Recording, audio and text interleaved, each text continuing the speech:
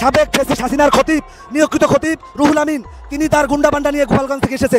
আমরা সাধারণ মুসলিমরা বলেছি আপনি হাসিনার দালাল, আপনি নামাজ পড়াতে পারবেন না। এটার বলার কারণে সাধারণ মুসলিমদেরকে এই হুজুর সেজে তারা পাঞ্জাবি টুপি পরে এসে আমাদের উপরে হামলা করেছে। আসসালামু আলাইকুম।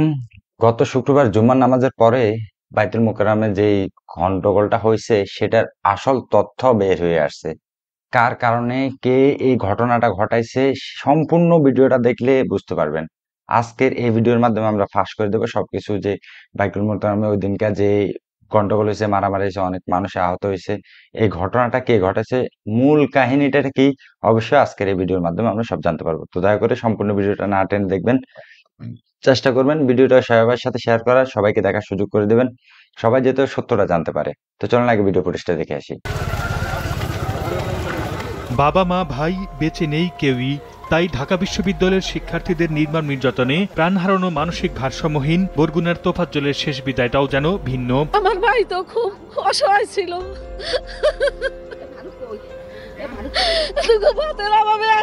কিভাবে হত্যা করছে আমার ভাই, ওর মতন এইরকমের ছেলে এলাকায় নাই, এইভাবে মানুষ মারে দেখার মতো না। 8 বছর আগে বাবা, 5 বছর আগে মা এবং 1 বছর আগে একমাত্র ভাইকে হারান তোফাজ্জল। পরিবারের সবাইকে হারিয়ে মানসিক ভারসাম্য হারানো তোফাজ্জল ছিলেন ভবঘুরে।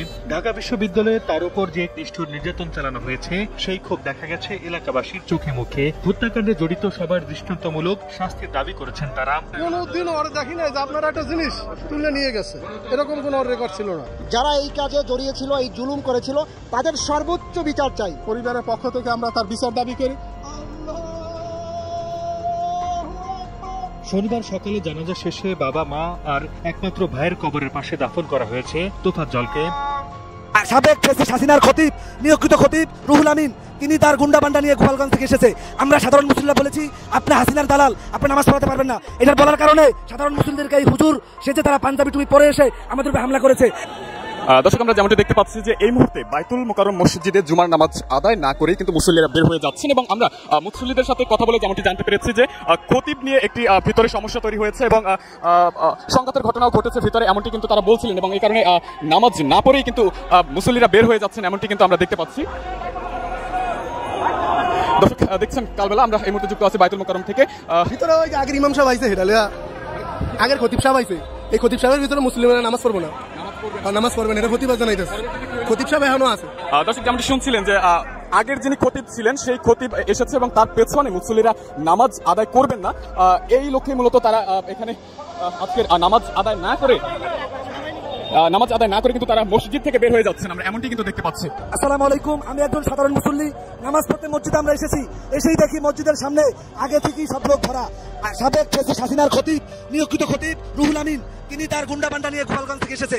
আমরা সাধারণ মুসলিমরা বলেছি আপনি হাসিনার দালাল, আপনি নামাজ পড়াতে পারবেন না। এটার বলার কারণে সাধারণ মুসলিমদেরকে এই হুজুর সেজে তারা পাঞ্জাবি টুপি পরে এসে আমাদের হামলা করেছে।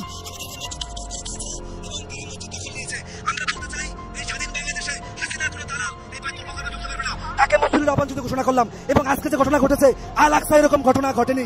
আওয়ামী লীগ সরকারের আস্থাভাজন শিল্প গোষ্ঠী বিতর্কিত এস আলম গ্রুপ ও এর মালিকদের দেশে বিদেশে থাকা সম্পদের বিস্তারিত তথ্য চেয়েছে সিঙ্গাপুরের আর্থিক গোয়েন্দা সংস্থা ফাইন্যান্সিয়াল ইন্টেলিজেন্স ইউনিট। বাংলাদেশ ব্যাংকের ফাইন্যান্সিয়াল ইন্টেলিজেন্স ইউনিটের কাছে চিঠি দিয়ে এ তথ্য চাওয়া হয়েছে।